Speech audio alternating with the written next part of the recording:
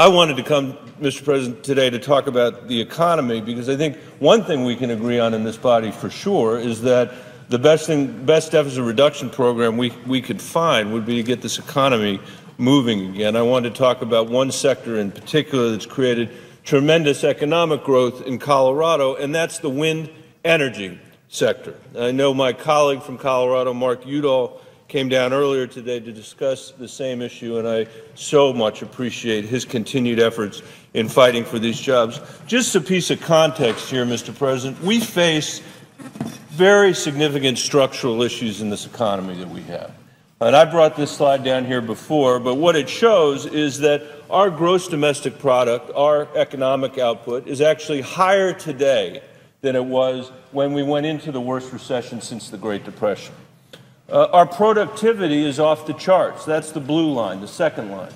And it's been going that way since the early 90s because of our response to competition from China and India and other places, because of our use of technology, and because of the recession itself, which drove productivity straight up as firms all across the United States tried to figure out how to get through this tough time with fewer people. But median household income continues to fall in this country, and we've got 23 or 24 million people who are unemployed or underemployed, even though we're generating this economic output. And I think there are two fundamental answers to this. One is education. The worst the unemployment rate ever got for people with a college degree in the worst recession since the Great Depression was 4.5%.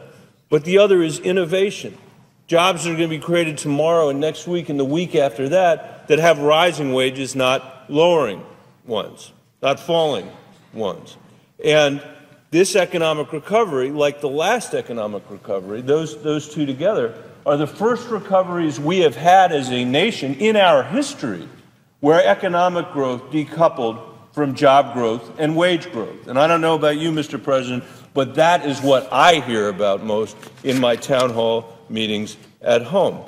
The wind production tax credit, it seems to me, cuts right to the core of whether and how we want to compete in this global and changing economy. I'll show you another picture here, Mr. President. This is it. This is a factory in Colorado, in Brighton, Colorado, bricks and mortar, made in America. It's a wind production facility.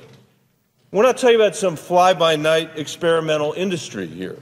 This credit has triggered tremendous economic growth in Colorado and all across the country. Good-paying jobs, manufacturing jobs here in the United States. As Representative Steve King, a Republican from Iowa, has said recently in an op-ed that he published, the production tax credit has driven as much as $20 billion in private investment. This is not some Bolshevik scheme. That's $20 billion in private investment supporting jobs here in the United States, manufacturing jobs here in the United States. Wind power accounts for more than a third of all new U.S. electric generation in recent years. In Colorado alone, Mr. President, it's created 6,000 jobs. It's moved our state toward a more diversified and cleaner energy portfolio. But because they can't get any certainty out of Washington, like everybody else, developers and manufacturers are already starting layoffs. They're laying off employees today in anticipation of the credit expiring at the end of the year. Vestas, which has a huge manufacturing footprint in Colorado, from Windsor all the way south to Pueblo, is poised to lay off 1,600 workers if we fail to act. It's hard for me to understand when our concerns about the deficit and our concerns about economic growth are ones that we hear about every day on the floor, why laying off 1,600 workers in Colorado is a good idea. Iberdrola Renewables, also doing business in Colorado, has already laid off 50 employees. Nationally, 37,000 jobs are at risk, not to mention the ones that we could have created after 2012, but won't if we let this credit expire. You know, I know, Mr. President, that sometimes I sound like a broken record, but the world is not going to wait for us. Our largest single export today is energy, actually, interestingly enough. And that's a very recent occurrence that we became a net exporter of energy. Before that, our single largest export was aircraft. We build the best aircraft in the world. $30 billion a year is what that export is to the United States. China's export of solar panels last year was $15 billion. Half our largest single export. They didn't export one solar panel 10 years ago, and we invented the technology in the United States. In fact, some of us claim that we invented it right at home in Colorado. And I'm sure that China would love to have this business as well. Or we can get out of our own way and extend the PTC, extend the tax credit, save those jobs, and grow our own clean energy economy. Mr. President, this is not a partisan issue.